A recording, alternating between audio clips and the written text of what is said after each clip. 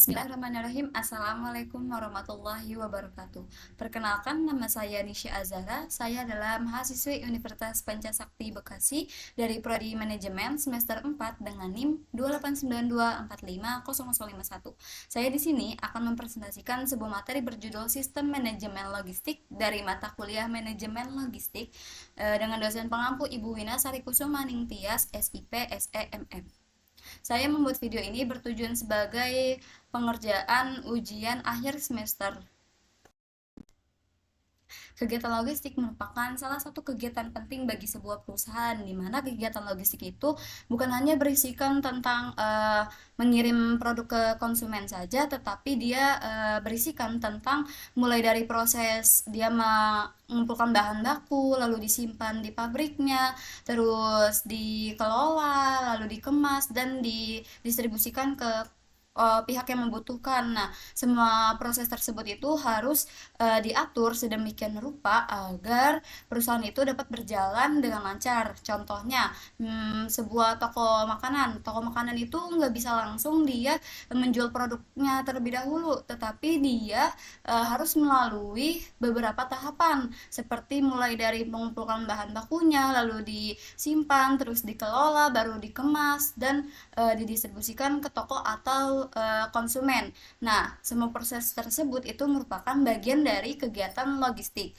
Nah, agar setiap kegiatan itu dapat berjalan dengan lancar, maka perusahaan itu memerlukan suatu sistem yang mampu mengatur dan mengordinasikan aktivitas logistik. Sistem inilah yang disebut dengan sistem manajemen logistik. Dengan adanya sistem tersebut diharapkan setiap bagian dalam perusahaan itu dapat bekerja sama sehingga tujuan dari perusahaan itu dapat tercapai secara efektif dan efisien. Pengertian dari sistem manajemen logistik. Sistem manajemen logistik adalah seluruh usaha yang dilakukan secara terpadu untuk mencapai tujuan logistik yang telah ditetapkan oleh perusahaan. Tujuan logistik itu setiap perusahaan berbeda-beda, itu tergantung pada kebutuhan dan strategi perusahaan tersebut. Ada perusahaan yang ingin menekankan biaya logistik agar sekecil mungkin sehingga keuntungan itu meningkat. Ada juga perusahaan yang lebih mengutamakan kualitas penyimpanan barang agar produk itu tetap awet dan tidak mudah rusak. Nah, oleh karena itu perusahaan harus merancang sistem logistik yang sesuai dengan tujuan dan strategi perusahaan tersebut. Nah, logistik juga tidak bekerja secara sendiri, tetapi kegiatan logistik itu selalu berhubungan dengan bagian lain dalam perusahaan, seperti bagian pemasaran yang bertugas menjual produk kepada konsumen, bagian produksi yang membuat produk, bagian keuangan yang mengatur anggaran perusahaan, dan bagian logistik itu sendiri, yaitu yang memastikan barang tersedia dan dapat dikirim secara tepat waktu. Nah, semua bagian tersebut harus saling bekerja sama. Misalnya, jika bagian pemasaran menerima banyaknya pesanan, tetapi bagian logistik itu tidak memiliki stok barang yang cukup, maka pesanan pelanggan itu tidak dapat dipenuhi. Sebaliknya, jika logistiknya itu memiliki stok yang banyak, tetapi bagian pemasarannya tidak berhasil menjual barang, maka perusahaan juga akan mengalami kerugian karena biaya penyimpanan menjadi lebih besar. Menurut James Johnson, sistem manajemen logistik itu dibentuk oleh dua komponen utama, yaitu input dan output. Input itu adalah segala sesuatu yang dibutuhkan perusahaan sebelum proses produksi dimulai, seperti bahan baku, suku cadang, komponen pendukung lainnya. Nah, semua input itu harus tersedia agar proses produksi itu tidak terhenti. Nah, output itu adalah hasil akhir yang diperoleh setelah seluruh kegiatan logistiknya itu selesai dilakukan. Output menunjukkan apakah proses logistik telah berhasil mencapai tujuan perusahaan. Dengan kata lain, output merupakan barang atau jasa yang telah melalui proses pengadaan, penyimpanan, pengelolaan hingga distribusi, kemudian diterima oleh pelanggan dalam kondisi yang sesuai dengan harapan. Keberhasilan sistem logistik itu tidak hanya diukur dari banyaknya barang yang dikirim, tetapi juga dari kualitas hasil yang diterima oleh pelanggan. Oleh karena itu, output itu harus mampu memberikan nilai tambah bagi perusahaan maupun pelanggan. Bentuk output dalam sistem logistik itu, menurut konsep sistem logistik, output itu dapat berupa: yang pertama, barang sampai kepada pelanggan. Output yang paling utama itu adalah barang berhasil dikirim kepada pelanggan sesuai pesanan. Barang harus diterima dengan jumlah yang benar, jenis yang sesuai, kualitas yang baik, kondisi yang tidak rusak, lalu waktu pengiriman yang tepat. Lalu ada kepuasan pelanggan. Selain barang, output juga berupa kepuasan pelanggan terhadap pelayanan perusahaan. Pelanggan akan merasa puas apabila barang datang tepat waktu, kualitas barang sesuai harapan, pelayanan ramah, proses pemesanan mudah, informasi pengiriman jelas. Lalu ada 3, efisiensi biaya, di mana output lain yang diharapkan perusahaan adalah biaya logistik yang efisien. Perusahaan harus mampu menekan biaya transportasi, biaya penyimpanan, dan biaya distribusi tanpa mengurangi kualitas pelayanan. Misalnya, perusahaan menggunakan rute pengiriman yang lebih pendek sehingga biaya bahan bakar menjadi lebih rendah. Hal ini merupakan salah satu bentuk output yang baik karena perusahaan memperoleh keuntungan yang lebih besar. Lalu yang keempat ada kelancaran proses distribusi, di mana output juga dapat dilihat dari kelancaran proses distribusinya. Jika seluruh proses mulai dari penerimaan pesanan, penyimpanan barang, pengemasan, hingga pengiriman berjalan lancar tanpa hambatan, berarti sistem logistik telah menghasilkan output yang baik. Lalu yang kelima, peningkatan keuntungan perusahaan. Tujuan akhir dari sistem logistik adalah membantu perusahaan memperoleh keuntungan. Logistik yang dikelola dengan baik itu akan mengurangi biaya operasional, mempercepat distribusi, meningkatkan penjualan, meningkatkan kepuasan pelanggan, sehingga laba perusahaan ikut meningkat.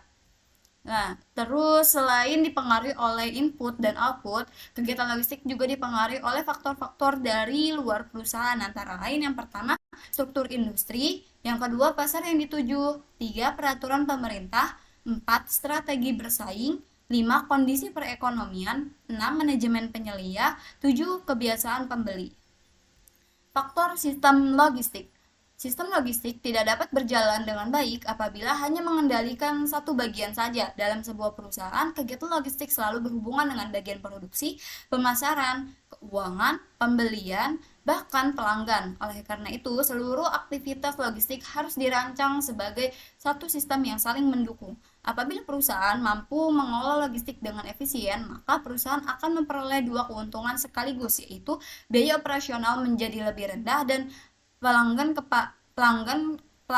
kepada pelanggan menjadi lebih baik. Sebaliknya, apabila logistik dikelola dengan buruk, perusahaan itu dapat mengalami keterlambatan pengiriman, kekurangan stok, biaya transportasi yang tinggi, bahkan kehilangan pelanggan.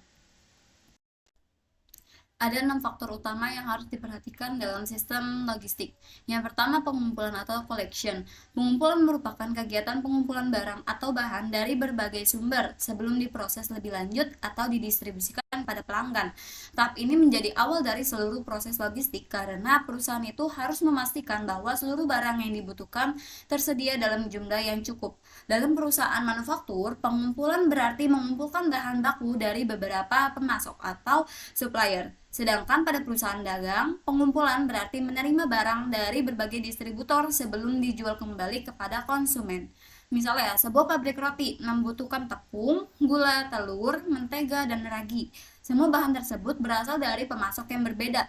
Bagian logistik bertujuan memastikan seluruh bahan tersebut datang sesuai jadwal. Jika salah satu bahan terlambat datang, misalnya tepung, maka proses produksi roti itu tidak dapat dilakukan meskipun bahan lainnya sudah tersedia. Oleh karena itu, kegiatan pengumpulan harus direncanakan dengan baik agar bahan baku selalu tersedia ketika dibutuhkan, tidak terjadi kekurangan bahan, proses produksi tidak terhenti, biaya pembelian tetap efisien. Lalu yang kedua ada penyimpanan atau storage, di mana setelah barang diterima, itu barang tersebut tidak selalu langsung digunakan atau dijual. Sebagian barang itu harus disimpan terlebih dahulu di gudang. Proses inilah yang disebut penyimpanan. Tujuan utama penyimpanan bukan sekedar meletakkan barang di gudang, tetapi juga menjaga kualitas barang agar tetap baik sampai waktu digunakan atau dikirim kepada pelanggan. Gudang yang baik harus memiliki sistem penyimpanan yang teratur, sehingga barang mudah dicari, mudah dihitung jumlahnya, serta tidak mengalami kerusakan. Contohnya, perusahaan elektronik harus menyimpan televisi, kulkas, atau mesin cuci di tempat yang aman agar tidak terkena benturan atau kelembapan. Jika penyimpanan dilakukan sembarangan, maka barang dapat rusak sebelum sampai ke tangan konsumen. Selain menjaga kualitas barang, penyimpanan juga memiliki beberapa fungsi, yaitu menjaga ketersediaan stok, mengantisipasi peningkatan permintaan, memudahkan proses distribusi, dan mengurangi risiko kehabisan barang. Namun perusahaan juga tidak boleh menyimpan barang terlalu banyak karena akan meningkatkan biaya gudang, biaya listrik, dan biaya keamanan serta biaya pemeliharaan. Oleh karena itu, jumlah barang yang disimpan itu harus disesuaikan dengan kebutuhan perusahaan. Lalu yang ketiga ada transfer. Transfer adalah proses memindahkan barang dari satu tempat ke tempat lain, atau dari satu tahap proses ke tahap berikutnya. Dalam beberapa kondisi, transfer juga dapat berarti mengubah bentuk barang agar sesuai dengan kebutuhan produksi atau distribusi. Pemindahan barang harus dilakukan secara cepat, aman, dan efisien agar tidak menghambat aktivitas perusahaan. Sebagai contoh, pada sebuah pabrik sepatu kulit, yang baru datang dari pemasok dipindahkan ke bagian pemotongan. Setelah dipotong, bahan tersebut dipindahkan lagi ke bagian penjahitan. Nah, selanjutnya dipindahkan ke bagian finishing sehingga akhirnya menjadi sepatu siap jual. Setiap pemindahan tersebut merupakan bagian dari kegiatan transfer. Nah, yang keempat, penyebaran atau distribution. Setelah produk selesai diproduksi, barang itu harus dikirim ke tempat yang membutuhkan. Kegiatan inilah yang disebut penyebaran atau distribusi. Distribusi itu bertujuan memastikan bahwa produk sampai kepada pelanggan dengan jumlah yang benar, lokasi yang tepat, kondisi yang baik, dan waktu yang sesuai. Distribusi yang baik itu akan meningkatkan kepuasan pelanggan karena pelanggan menerima barang sesuai harapan. Nah, yang kelima pembiayaan atau financing, di mana seluruh kegiatan logistik membutuhkan biaya. Oleh karena itu, perusahaan itu harus mampu mengelola biaya logistik secara efisien agar keuntungan itu tetap maksimal. Biaya logistik meliputi biaya pembelian bahan baku, biaya transportasi, biaya penyimpanan di gudang, biaya pengemasan, biaya bongkar muat, biaya tenaga kerja logistik, biaya perawatan kendaraan. Apabila perusahaan itu tidak mengendalikan biaya tersebut, keuntungan yang diperoleh dari penjualan dapat habis hanya untuk membayar biaya operasional. Nah, yang keenam itu komunikasi atau communication, di mana komunikasi merupakan faktor yang penting dalam sistem logistik. Komunikasi berarti penyampaian informasi secara cepat, jelas, dan akurat antar seluruh bagian perusahaan. Informasi yang harus dikomunikasikan antara lain jumlah stok barang, pesanan pelanggan, jadwal pengiriman, kondisi kendaraan, keterlambatan pemasok, barang yang rusak atau hilang. Berikutnya unsur sistem manajemen logistik. Sistem manajemen logistik itu tidak akan berjalan dengan baik jika hanya mengandalkan satu kegiatan saja. Agar seluruh proses logistik dapat berjalan secara efektif dan efisien, perusahaan harus memperhatikan beberapa unsur penting yang saling berkaitan. Nah, terdapat 5 unsur yang membentuk sistem manajemen logistik, yaitu struktur fasilitas, transportasi, persediaan, komunikasi, pengelolaan, dan penyimpanan. Nah, kelima unsur tersebut itu saling mendukung satu sama lain. Jika salah satu unsur itu tidak berjalan dengan baik, maka seluruh sistem logistik itu dapat terganggu. Misalnya perusahaan memiliki gudang yang baik, tetapi transportasinya sering terlambat. Akibatnya barang tetap tidak bisa sampai kepada pelanggan tepat waktu. Oleh karena itu, perusahaan harus mengelola semua unsur tersebut secara terpadu. Berikut ini penjelasan dari kelima unsur. Yang pertama, struktur fasilitas atau facility struktur. Ya, struktur fasilitas adalah susunan atau jaringan tempat yang digunakan perusahaan dalam menjalankan kegiatan logistik seperti pabrik, gudang, pusat distribusi, toko cabang, agen. Nah, struktur fasilitas merupakan dasar dari sistem logistik karena menentukan jalur perpindahan barang dari awal hingga akhir. Dengan kata lain, perusahaan itu harus menentukan di mana barang diproduksi, di mana barang disimpan, dan dari mana barang akan dikirim kepada pelanggan. Terus yang selanjutnya itu ada transportasi. Transportasi adalah kegiatan memindahkan barang dari satu tempat ke tempat lain menggunakan berbagai jenis kendaraan. Transportasi merupakan unsur yang sangat penting dalam logistik karena tanpa transportasi, barang tidak akan sampai kepada pelanggan.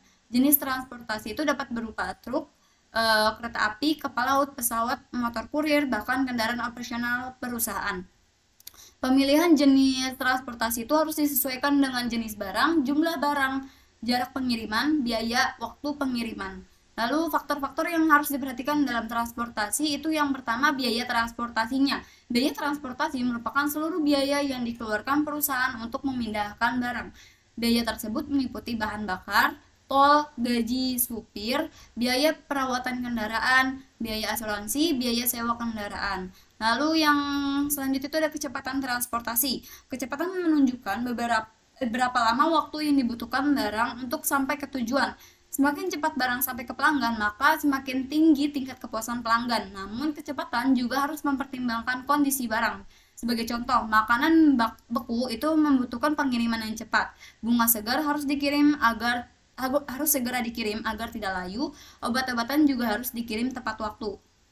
Lalu pelayanan atau servis. Pelayanan transportasi itu tidak hanya berarti mengirim barang, tetapi pelayanan juga mencakup bagaimana barang itu diperlakukan selama proses pengiriman. Pelayanan yang baik berarti itu barang tidak rusak, kemasan itu tetap utuh, jumlah barang sesuai, pengiriman tepat waktu, supir bersikap profesional, serta pelanggan memperoleh informasi mengenai status pengiriman.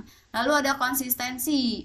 Konsistensi itu berarti perusahaan mampu memberikan pelayanan yang sama baiknya setiap kali melakukan pengiriman. Misalnya hari Senin barang datang tepat waktu, hari Selasa juga tepat waktu, maka hari Rabu juga harus tetap tepat waktu. Artinya itu perusahaan memiliki pelayanan yang konsisten. Yang ketiga, persediaan atau inventory, di mana persediaan itu adalah stok barang yang dimiliki perusahaan, baik berupa bahan baku, barang setengah jadi, barang jadi, dan suku cadang. Persediaan ini sangat penting karena menjadi cadangan ketika permintaan pelanggan meningkat atau ketika pasokan dari pemasok itu terlambat. Namun jumlah persediaan itu tidak boleh sedikit maupun terlalu banyak, karena jika persediaan terlalu sedikit, perusahaan itu akan mengalami stock out, yaitu kehabisan barang. Akibatnya, pelanggan tidak dapat membeli barang, penjualan menurun, pelanggan beralih ke pesaing. Sebaliknya, jika persediaan terlalu banyak, maka gudang itu menjadi penuh, biaya penyimpanan yang meningkat, modal perusahaannya tertahan, dan risiko barang rusak atau kadaluarsa semakin besar. Oleh karena itu, perusahaan itu harus menentukan jumlah persediaan yang optimal. Faktor yang mempengaruhi persediaan itu yang pertama kualitas dan kebiasaan konsumen, lalu kualitas produknya, sistem transportasi, persaingan, dana perusahaan. Nah, yang selanjutnya itu ada yang keempat, yaitu komunikasi. Komunikasi dalam logistik itu adalah proses penyampaian informasi secara cepat, jelas, dan akurat antara seluruh bagian perusahaan. Informasi yang berkaitan dengan barang, stok, pesanan, pengiriman, dan kondisi operasional harus dapat diketahui oleh semua pihak yang terkait. Dalam sistem logistik itu, komunikasi sangat penting karena setiap kegiatan saling bergantung. Jika informasi terlambat atau salah, maka seluruh proses logistik itu dapat terganggu. Nah, kenapa sih komunikasi itu sangat penting? Karena misalkan sebuah perusahaan itu menerima pesanan 1000 unit produk dari pelanggan, agar pesanan tersebut bisa dikirim, beberapa bagian itu harus saling berkomunikasi, yaitu yang pertama bagian penjualan yang menerima pesanan pelanggan, lalu bagian gudang yang memeriksa apakah stok tersedia, lalu bagian produksi menerima produksi jika stok kurang, bagian logistik itu yang menyiapkan kendaraan dan jadwal pengiriman, dan bagian keuangan itu mengatur pembayaran dan dokumen. Jika salah satu bagian itu tidak mendapatkan informasi dengan cepat, pengiriman bisa terlambat dan pelanggan menjadi kecewa. Masalah yang terjadi jika komunikasi buruk itu yang pertama barang dikirim ke alamat yang salah, jumlah barang itu tidak sesuai pesanan, gudang mengira stok masih ada padahal sudah habis, lalu produksi terlambat karena tidak tahu ada pesanan baru, lalu pelanggan tidak mendapat informasi mengenai status pengiriman. Masalah-masalah tersebut itu dapat menyebabkan kerugian dan menurunkan kepercayaan pelanggan. Nah, ada teknologi yang membantu komunikasi logistik, di mana sudah banyak teknologi-teknologi yang dapat membantu seperti ERP atau Enterprise Resourcing Planning, terus barcode, QR code, terus RFID itu Radio Frequency Identification, IoT itu Internet of Things, terus aplikasi pelacakan pengiriman atau tracking system. Nah, yang selanjutnya yang kelima ada pengelolaan dan penyimpanan. Pengelolaan dan penyimpanan adalah kegiatan mengatur, menjaga, dan mengendalikan barang yang berada di gudang agar barang tetap aman, mudah ditemukan, dan siap dikirim kapan saja. Kegiatan ini berkaitan erat dengan persediaan, transportasi, dan komunikasi. Tujuan dari pengelolaan dan penyimpanan itu yang pertama tujuannya menjaga kualitas barang, mencegah kerusakan, memudahkan pencarian barang, mempercepat proses pengiriman, mengurangi biaya penanganan, menghindari kehilangan barang. Dan Yang selanjutnya ada kegiatan dalam pengelolaan gudang. Ada beberapa kegiatan penting dalam pengelolaan gudang, meliputi satu, penerimaan barang. Barang yang datang dari pemasok itu harus diperiksa jumlah dan kualitasnya sebelum disimpan. Lalu yang kedua, penyusunan barang. Barang disusun sesuai jenis, ukuran, atau kode tertentu agar mudah ditemukan. Yang ketiga, pencatatan stok. Setiap barang yang masuk dan keluar itu harus dicatat agar jumlah stok itu dapat diketahui. Lalu yang keempat, pengeluaran barang. Barang yang akan dikirim diambil dari gudang sesuai pesanan pelanggan. Lalu yang kelima, pengendalian persediaan. Perusahaan itu harus memantau barang mana yang cepat habis, mana yang lambat terjual, dan kapan harus melakukan pemesanan ulang. Hubungan dengan sistem logistik, pengelolaan dan penyediaan tidak berdiri sendiri. Kegiatan ini terhubung dengan struktur fasilitas, itu menentukan lokasi gudang. Transportasi itu menentukan bagaimana barang masuk dan keluar gudang. Yang selanjutnya itu ada persediaan, itu menentukan berapa banyak stok yang disimpan. Lalu ada komunikasi, itu memastikan informasi stok selalu akurat. Jika keempat unsur tersebut terintegrasi dengan baik, maka arus barang akan menjadi lebih cepat dan biaya logistik itu dapat ditekan. Berikutnya, kinerja logistik perusahaan. Kinerja logistik perusahaan adalah ukuran untuk mengetahui seberapa baik sistem logistik dalam menjalankan tugasnya. Mulai dari menerima pesanan pelanggan, mengelola persediaan, menyimpan barang, hingga mengirimkan barang kepada pelanggan tepat waktu. Dengan kata lain, kinerja logistik menunjukkan apakah seluruh kegiatan logistik sudah berjalan secara efektif dan efisien atau masih perlu diperbaiki. Kinerja logistik yang baik tidak hanya diukur dari banyaknya barang yang berhasil dikirim, tetapi juga dari kemampuan perusahaan memberikan pelayanan terbaik kepada pelanggan dengan biaya yang tetap efisien. Apabila sistem logistik berjalan dengan baik, perusahaan akan memperoleh berbagai manfaat, antara lain: 1. Biaya operasional menjadi lebih rendah. 2. Proses distribusi lebih cepat. 3. Pelanggan merasa puas. 4. Jumlah kesalahan pengiriman berkurang. 5. Keuntungan perusahaan meningkat. Sebaliknya, apabila kinerja logistik itu buruk, maka perusahaan dapat mengalami berbagai masalah seperti keterlambatan pengiriman, stok barang kosong, biaya distribusi yang tinggi, serta menurunnya kepercayaan pelanggan. Oleh karena itu, perusahaan itu perlu melakukan evaluasi terhadap kinerja logistik secara berkala agar dapat mengetahui bagian mana yang harus diperbaiki. Nah, menurut Donald J. Bowerson tahun 98, keberhasilan sistem logistik itu dapat diukur melalui 3 komponen utama, yaitu yang pertama, capability atau kapabilitas atau kemampuan. Yang kedua, availability, yaitu ketersediaan. Lalu yang ketiga, quality atau mutu ataupun kualitas. Ketiga komponen ini saling berhubungan. Jika salah satu komponen itu tidak berjalan dengan baik, maka kualitas pelayanan logistik itu juga akan menurun. Berikutnya, siklus kerja logistik atau order cycle. Selain 3 komponen yang tadi disebutkan, Bowersox itu juga menjelaskan bahwa keberhasilan logistik itu dipengaruhi oleh siklus pemesanan atau order cycle. Order cycle ini adalah rangkaian proses sejak pelanggan melakukan pemesanan hingga barang diterima oleh pelanggan. Semakin singkat dan lancar siklus ini, semakin tinggi kepuasan pelanggan. Dalam sistem logistik itu terdapat 4 tahapan utama. Yang pertama, order transmittal atau penyampaian pesanan. Tahapan pertama adalah ketika pelanggan mengirimkan pesanan kepada perusahaan. Saat ini penyampaian pesanan itu dapat dilakukan melalui yang pertama website, kedua aplikasi, ketiga telepon, yang keempat email, atau yang terakhir itu ada marketplace. Pada tahapan ini, perusahaan harus memastikan bahwa seluruh data pesanan telah diterima dengan benar, misalnya nama pelanggan, alamat, jumlah barang, dan metode pembayaran. Kesalahan pada tahapan ini dapat menyebabkan seluruh proses berikutnya itu mengalami kesalahan. Lalu yang kedua, processing atau pemrosesan pesanan.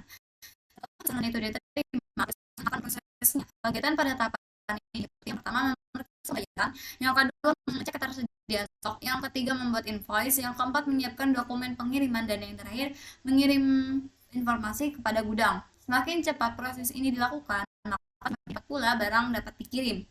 Lalu ketika order fulfillment, yaitu pemenuhan pesanan. Pada tahapan ini, gudang mulai menyiapkan barang sesuai pesanan pelanggan. Petugas gudang melakukan mengambil barang dari rak, lalu mengecek kualitas, terus yang selanjutnya itu menghitung jumlah barang, mengemas barang, dan memberi label pengiriman. Tahapan ini harus dilakukan dengan teliti agar tidak terjadi kesalahan jumlah maupun jenis barangnya. Lalu yang keempat itu ada order transportation atau pengangkutan pesanan. Tahapan terakhir adalah mengirimkan barang kepada pelanggan menggunakan kendaraan yang sesuai. Keberhasilan tahapan ini dipengaruhi oleh satu, kondisi kendaraan, 2 rute pengiriman, 3 cuaca, yang keempat kondisi jalan, yang kelima kemampuan kurir. Perusahaan juga harus memberikan informasi pelacakan atau tracking sehingga pelanggan itu dapat mengetahui posisi barang. Selanjutnya ada 3 strategi utama pengiriman barang. Yang pertama itu direct shipping atau pengiriman langsung. Lalu yang kedua ada warehousing atau distribution center atau pergudangan atau pusat distribusi, dan yang terakhir itu ada cross docking. Yang pertama direct shipping atau pengiriman langsung. Direct shipping ini adalah strategi pengiriman di mana barang dikirim langsung dari produsen ke pelanggan tanpa melalui gudang atau pusat distribusi. Artinya, setelah produk selesai diproduksi, barang langsung dimuat ke kendaraan pengangkut dan dikirim ke pelanggan. Strategi ini biasanya digunakan untuk barang yang mudah rusak, barang dalam jumlah besar, produk khusus atau sesuai pesanan atau custom produk, dan yang terakhir itu ada produk yang harus segera diterima pelanggan. Karena tidak melalui gudang, maka proses pengiriman menjadi lebih singkat. Nah, tata cara direct shipping ini yang pertama melakukan pesanan, lalu yang kedua perusahaan menerima pesanan, yang ketiga barang diproduksi atau disiapkan, dan yang keempat barang langsung dikirim kepada pelanggan, dan yang terakhir itu pelanggan menerima barang. Nah, pada sistem ini tidak ada proses penyimpanan di gudang sehingga waktu distribusi menjadi lebih cepat. Kelebihan dari direct shipping itu yang pertama risiko kerusakan barang itu lebih kecil, lalu yang kedua pengiriman lebih cepat, yang ketiga data akurat. Nah, kalau kekurangan dari direct shipping ini, yang pertama aktivitas pengiriman menjadi lebih banyak. Karena setiap pesanan itu dikirim langsung kepada pelanggan. Perusahaan harus menangani lebih banyak jadwal pengiriman, dokumen, dan kendaraan. Akibatnya pekerjaan bagian logistik itu menjadi lebih kompleks. Lalu yang kedua itu tidak memiliki safety stock. Safety stock adalah ketersediaan cadangan yang disimpan untuk mengantisipasi keterlambatan produksi atau lonjakan permintaan. Pada direct shipping ini biasanya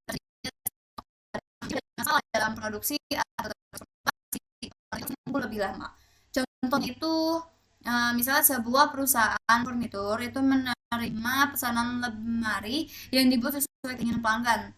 Setelah lemari selesai dibuat, maka barang itu langsung dikirim ke pelanggan tanpa disimpan di gudang. Nah, cara ini lebih efisien karena produk itu memang dibuat khusus sehingga tidak perlu disimpan terlebih dahulu. Lalu yang kedua ada warehousing atau pergudangan atau distribution center atau pusat distribusi. Warehousing ini adalah strategi pengiriman di mana barang disimpan terlebih dahulu di gudang atau di pusat distribusi sebelum dikirim kepada pelanggan. Gudang itu berfungsi sebagai tempat penyimpanan sementara sehingga perusahaan itu memiliki stok yang siap dikirim kapan saja ketika ada pesanan. Strategi ini banyak digunakan oleh perusahaan yang menjual produk dalam jumlah besar dan memiliki pelanggan di berbagai daerah. Nah, fungsi gudang ini bukan hanya sebagai tempat menyimpan barang, tetapi menerima barang dari produsen, memeriksa kualitas barang, menyusun barang sesuai kategori, terus menjaga persediaan dan menyiapkan barang untuk dikirim. Dengan adanya gudang, perusahaan itu lebih mudah mengatur distribusi barang. Nah, kalau kelebihan dari warehousing ini, yang pertama memiliki safety stock, yang kedua itu biaya transportasinya menjadi lebih hemat, yang ketiga itu pelayanan kepada pelanggan itu menjadi lebih cepat. Sedangkan kekurangan dari warehousing yang pertama itu biaya penyimpanan lebih tinggi, yang kedua risiko kerusakan barang. Nah, yang selanjutnya itu ada cross docking. Nah, cross docking itu adalah strategi distribusi di mana barang yang datang dari pemasok itu tidak disimpan di gudang, tetapi langsung dipindahkan ke kendaraan lain untuk dikirim kepada pelanggan atau tujuan berikutnya. Dengan kata lain, gudang hanya berfungsi sebagai tempat perpindahan barang, bukan sebagai tempat penyimpanan. Strategi ini cocok digunakan apabila perusahaan itu ingin mempercepat aliran barang dan mengurangi biaya penyimpanan. Nah, cara kerjanya itu yang pertama, barang datang dari pemasok. Lalu barang diperiksa dan dikelompokkan sesuai tujuan. Selanjutnya itu barang itu langsung dipindahkan ke kendaraan pengiriman. Lalu yang selanjutnya terakhir itu barang segera dikirim ke pelanggan. Proses ini berlangsung dalam waktu yang sangat singkat sehingga barang hampir tidak pernah disimpan di gudang. Nah, kelebihannya itu yang pertama mempercepat aliran barang, yang kedua mengurangi biaya penyimpanan, yang ketiga mengurangi biaya penanganan, yang keempat mengurangi jumlah persediaan. Nah, kekurangan dari cross docking itu yang pertama membutuhkan teknologi informasi yang baik, di mana perusahaan itu harus memiliki sistem informasi yang mampu memperbarui data secara real time agar setiap barang itu dapat langsung diarahkan ke tujuan yang benar. Contohnya itu misalnya menggunakan EDI atau Electronic Data Interchange, itu terus barcode, QR code, dan RFID. Terus yang kedua, membutuhkan koordinasi yang sangat baik. Lalu yang ketiga, pergerakan barang harus selalu dipantau. Nah, contohnya itu perusahaan retail besar seperti Walmart itu menerapkan sistem cross docking. Barang dari berbagai pemasok dikirim ke pusat distribusi. Di sana barang itu tidak disimpan, tetapi langsung dipindahkan ke truk lain yang akan mengirimkannya ke toko-toko. Dengan cara ini, barang itu lebih cepat sampai ke toko dan biaya penyimpanan itu dapat ditekan. Baik, itu saja yang dapat saya sampaikan. Apabila ada salah kata, mohon dimaafkan. Wabillahi taufiq walhidayah. Wassalamualaikum warahmatullahi wabarakatuh.